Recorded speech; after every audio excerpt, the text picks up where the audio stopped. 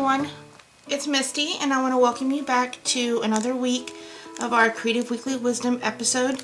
Today I'm going to show you how to make 2 cards using the same stamp set, and it's going to be really easy. We are going to do even some heat embossing and watercoloring, and then we're only using this one really large floral stamp. This is the key to making this a way that you can actually get 2 cards in the same time pretty much that it takes you to make 1 card. So I'm going to go ahead and start off with this memory box.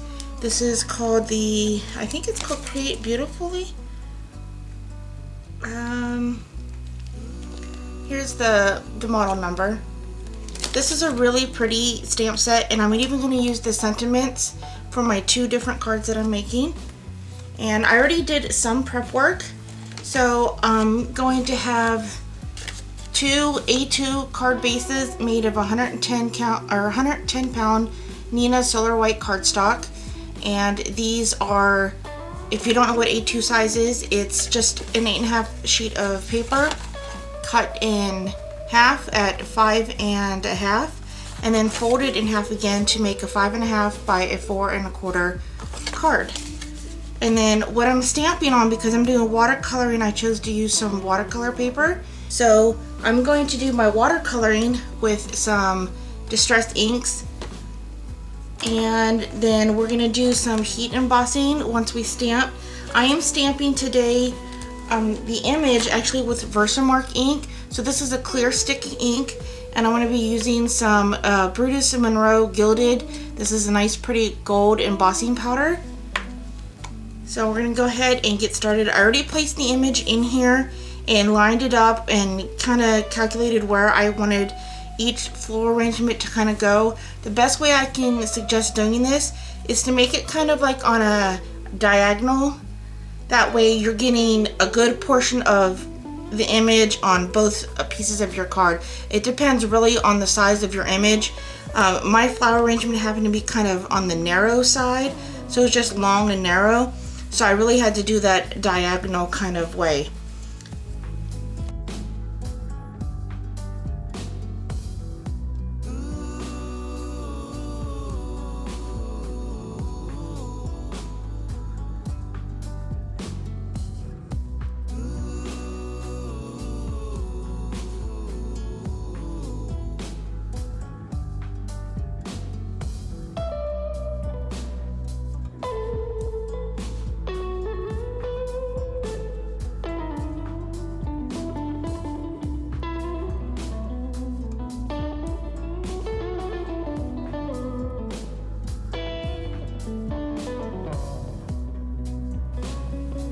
Okay, so now we're going to go ahead and heat our stamped image.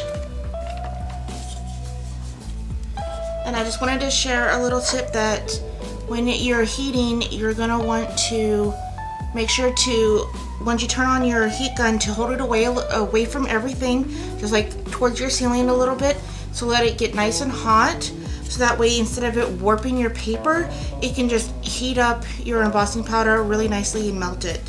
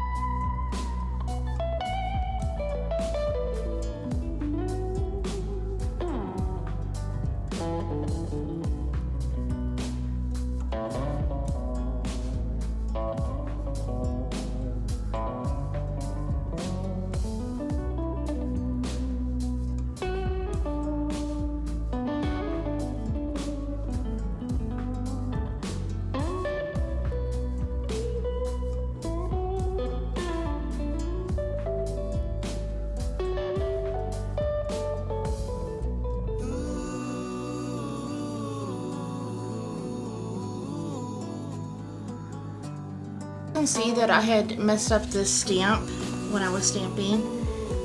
What happened was I actually forgot to put our sentiment stamp on here on both of the cards before I adhered them together. So I decided just to freehand it, but it didn't stamp right because I got foam in the back. In this little area right here, there was a gap. So don't forget to stamp on a nice, clean, flat surface. I like using my Misty for this, and I'm going to try and use my Misty for the second one just in case it doesn't want to stamp correctly. So an easy fix for this is I just took some scrap watercolor paper that I had, and I stamped the sentiment with freehand, and then I used a 2-inch circle punch to just punch out a little circle, and then I'm gonna add that little circle right here on some pop dots, and then you'll never even know, like the recipient won't know that I had messed it up. So let me go ahead and find some more adhesive.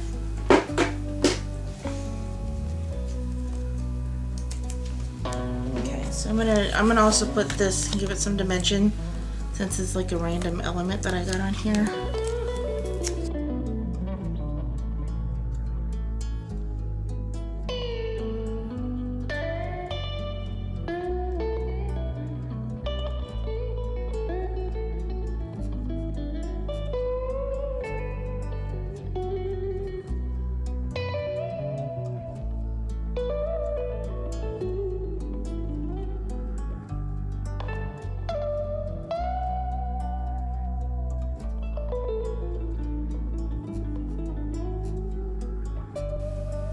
Alright guys, we are done. I just wanted to thank you so much for sticking by and watching all the way through the end.